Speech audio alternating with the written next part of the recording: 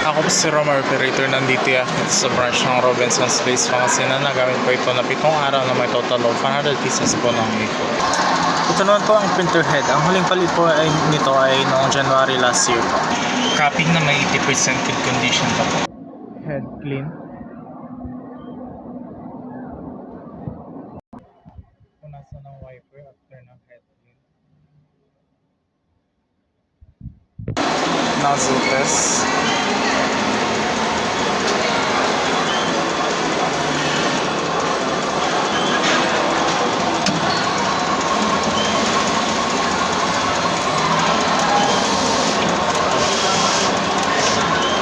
Only kompleto naman po yung kulay. Ink system po namin is tama lang pang level. Waste tank na din is last month. KVR and ground wire. Bali ito naman po yung sa daily output namin. Checklist. Sa checklist po. Ito po yung sa consumable withdrawal. Sa weekly physical inventory.